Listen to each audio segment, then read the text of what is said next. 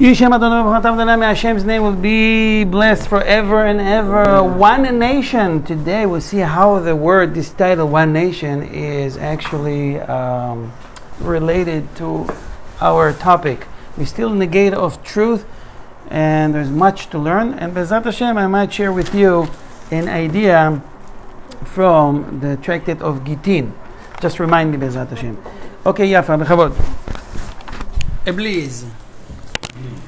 And he should do likewise in his study hall upon his lectern, that he remember and not speak falsely, so that he not forget to speak the truth.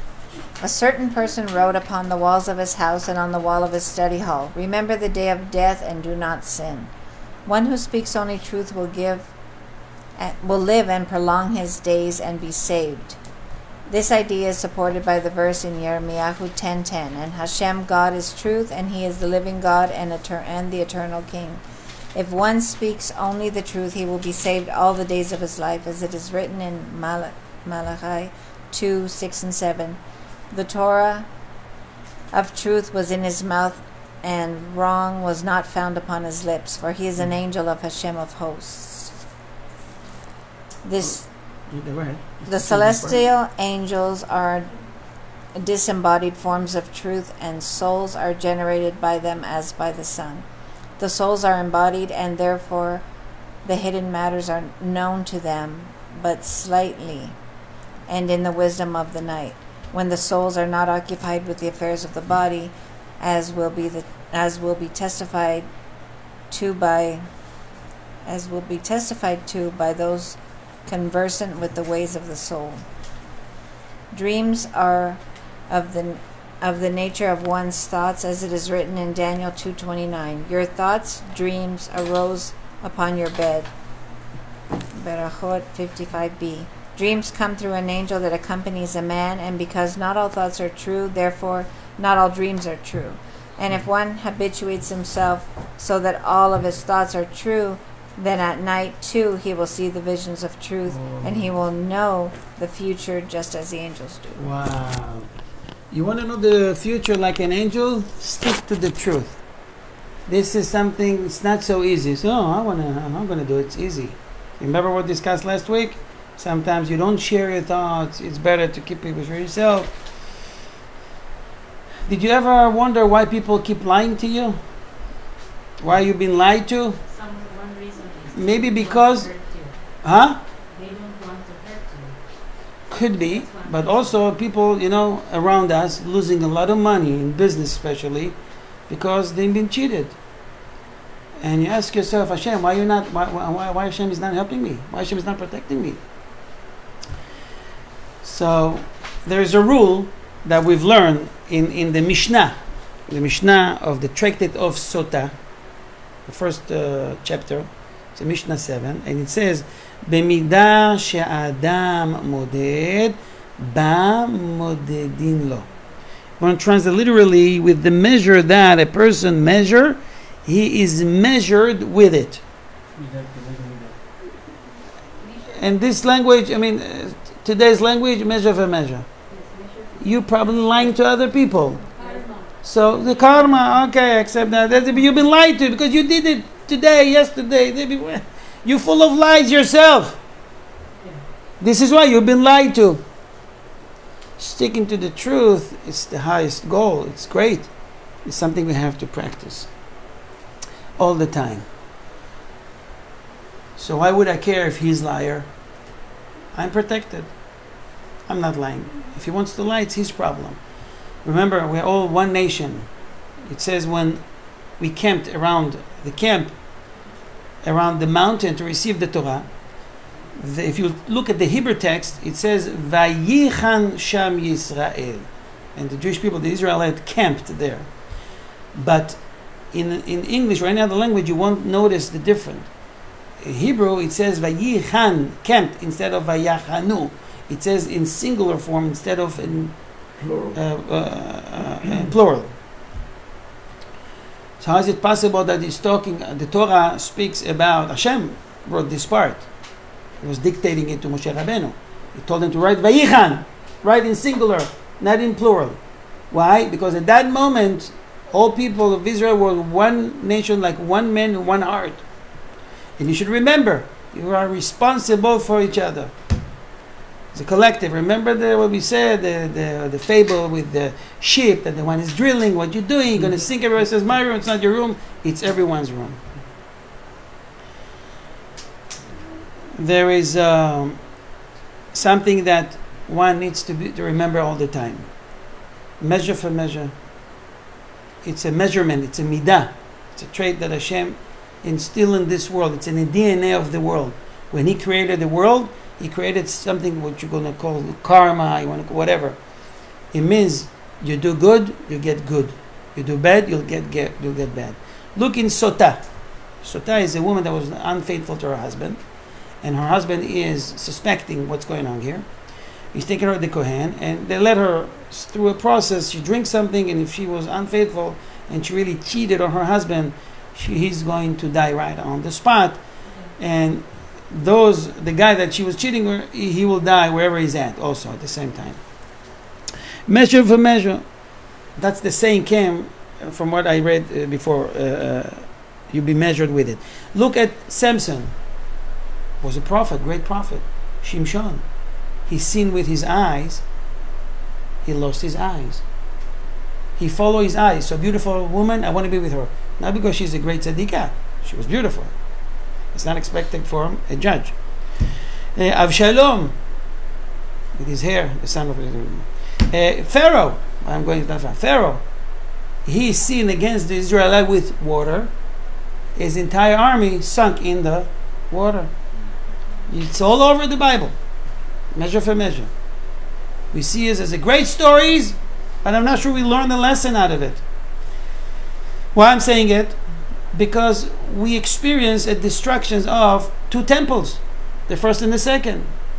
The Tractate of Gittin shares in page Nunchet 58 a very horrible story about what led to the destruction of the Temple Mount, the second one, and the horrific death and the atrocities that the Romans did to the Jewish people, killing thousands and thousands of them, exiling them. We are still in exile due to that action, to these actions. So we have this story, Kamtzel. But Kamtza in the same area, in Zayin 57, in the Gittin Tractate. The story is about a carpenter, and it's called Nagar. I'm going to use the word Nagar. Nagar in Hebrew means, what it means? Carpenter. Nagar, carpenter, Nagar. Nagar. Nun, Gimel, Resh, Nagar. So this Nagar saw a young man wandering around the neighborhood for some times. What are you doing here? Says, I have no job, I have no place to be. He's young, around 13, 14 years old. So listen, come to my shop, I'll give you a job, help out, give you money for your time. Really, you'll do that to me? Of course. It's a mitzvah to help each other. We're Jewish people. He took him. This Nagar was really expert. Times goes by, and he taught him the secrets of this profession. He was a great worker. He saved the money. He stayed there. He slept there. He ate there. He did all the things over there. He saved all his money. He did a great chesed with this young man that is not young anymore. He's almost 22 years old. One day, this assistant, we can call him Shuliyat Nagar, or the Nagar helper, notice that his Nagar, the owner, the boss, is really in a bad shape. The face is down. He noticed that a few days, but now he noticed that it's really bad. So he approached him. He says, "Boss, what's up? What's going on?" Tell him, forget it. Everything is okay. He said, no, please, let me know. Hey, we know each other for some time. He said, what can I tell you? I'm in debts. I have a lot of debts. I have to pay a lot of money. And I don't know what I'm going to do. It's a big deal. He says, Hashem will help, don't worry. One day, he's comforting him, supporting him. One day, the wife of this Nagar, the boss, is coming. And this is the first time he saw her. Thinking to himself, this is the most beautiful woman on earth. I never saw something like that. He says, oh, I must do something about it. Then he went to his boss and says, you know, boss, I have an idea. I'll help you out. You're in a big trouble. This is what I'm here for. I'm going to give you the money. I'll give you a loan. Say, come on. Talking over $200,000. You're going to get this money. Says, boss, you know me. I'm eating a sandwich, peanut butter. It's enough for me. I don't need more than that. I saved all the money with the great project we had. I'll take care of you. I got you. Say, you really going to do that to me? He says, yes, yes. You know, you don't even have to worry. Send your wife tomorrow. I'll give her the money. She signed the document. Good. Okay, we'll do that. Wow, that's a big help. I have to do some things. I have business. He was busy with other projects. He's sending his wife. The Talmud says he was waiting for her, and she didn't leave till after 3 days. You can imagine what did they do in 3 days? They didn't play chess. They didn't play basketball. They built a garage. The guy is going to be here and there, coming home. He says, where's my wife? The neighbor says, we didn't see her 2 days, 3 days already. What do you mean? I just sent her 3 days ago to my assistant. It's his place. What's going on? He's rushing to his house. And then he says, hey, where's my wife? So what do you mean? I gave her the money. She signed the papers. She left. What do you want from me? But you know what? You're pushing it, I tell you. You know, she left. You know, there's a club here. And I heard. I didn't check it out. I heard she messed up with the boys there. Unfaithful to you. I didn't want to say it, but we were pushing. The guy started to cry. He breaks. So, on the top of all the issues and the problems I already have, my wife is cheating on me. What should I do? He said to him, oh, I'm broken. I'm broken. What should I do? He said to him, come on, boss, that's not even a question. Give her a divorce. Give her the divorce document. Give her a get. Let her go. Unfaithful woman. Shame on her. The criminal's talking, right? He says, you know, I wish I could do that. But her ketubah, if I have to let her go, it's a lot of money. What should I do? So, I got you, boss. What do you think I'm here for? What do you mean? I'll give you the money. What's in the ketubah? $50,000 on me. Don't worry about it. What's going on here? He took her to Beit Din, get with the money, and now he owes his assistants $250,000 already. And the guy is sending him notes, you know, let's start with payments, let's take care of the business. He can take his whole factory if he wants. But he's taking it easy for now. And then, a few weeks later, the boss gets an invitation. An invitation for a wedding. He says, I am so glad he's getting married finally. Wow! He's running to his house. He says, I'm so happy for you. Who is that? I didn't see. Who is her? Who is this lady? He said, well, it's your ex-wife. He said, what? He said, listen, she was in a very bad condition. She needs someone to consult her, to help her. I took it upon myself. I took the responsibility. This guy is now he's Such a nice. he wants to jump from a cliff. He's a real helper. His broken heart. He said, I don't know where to go. I don't know what to do. I don't know what to do. I don't know where to go anymore. He said, what do you mean? I don't even have a job. I have no orders. Nobody's ordering. And I have no money for food. So, I got you. I got you. What do you think I'm here for? Don't worry about it. What do you mean? He said to him, you know, we need some help at the house. We have wedding, we have Sheva Brachot, we have this. Maybe you can help as a waiter. The guy, if he's not working, is going to starve to death. Talmud says that he's in the house, wearing the uniform, serving the couple. And he see that they are on the table, eating, laughing, have a good time. He says, I don't believe what's going on. The guy that helped him, the wife that he didn't spare nothing from her. That's what they do. They're laughing, ignoring him. 2 glasses of wine, please. The Talmud says that while he was preparing the 2 glasses of wine and pouring the wine, he started to cry. And tears came out of his eyes, mixed with the wine that he was pouring. At that time, it says in the Talmud, Nechtam Gzar Adin, the verdict was sealed against entire Israel, that the Beit HaMikdash, the Temple Mount, will be destroyed. Hashem says, if you guys so much corrupted, you cannot deserve Beit Mikdash. What happened here?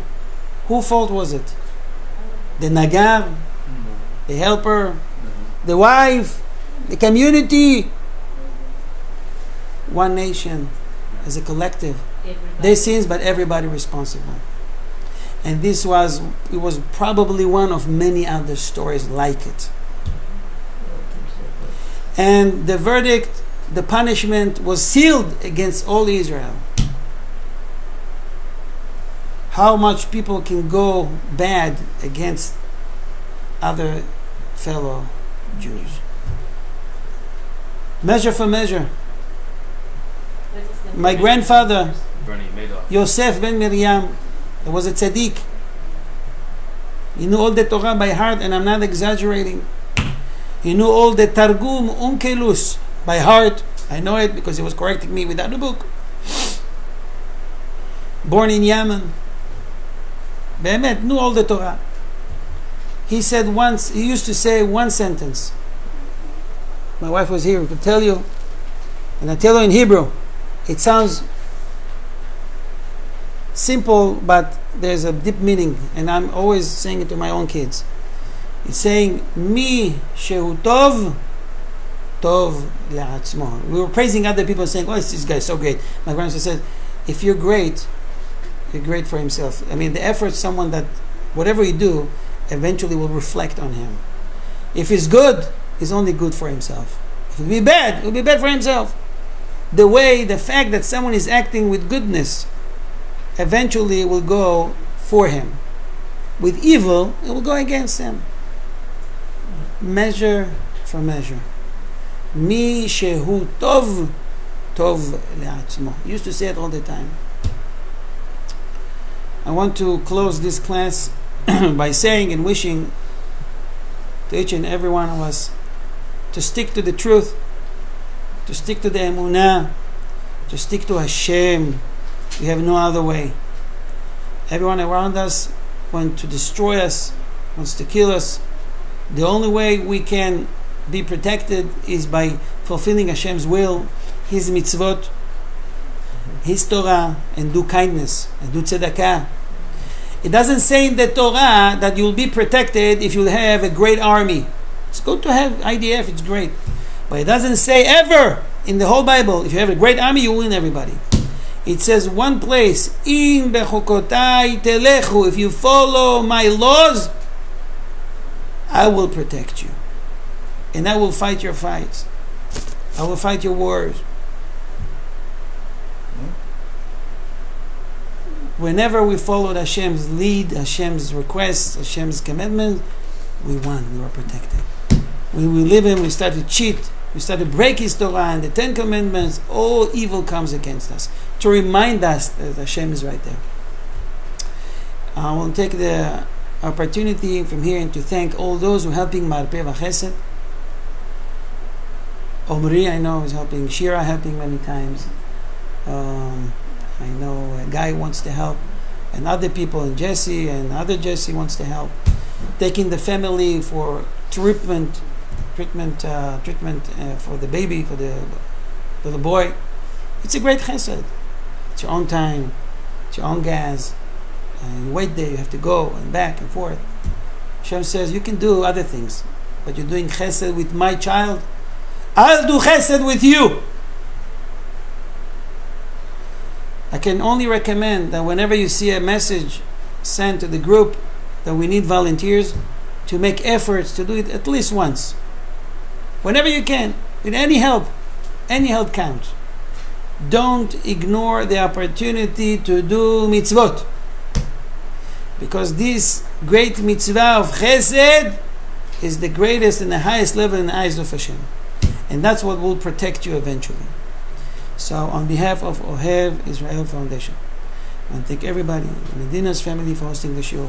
May Hashem bless you with all the berachot in the Torah, everybody here. And I would like to say something, okay, as I'm saying off camera. It's not related to the class, it's just a reminder of something. Any questions? God bless you. B'ezras Hashem, see you here next week at the same time.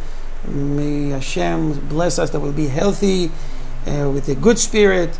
B'ezras Hashem, gathering together and bringing more people to the table of Torah. Shalom.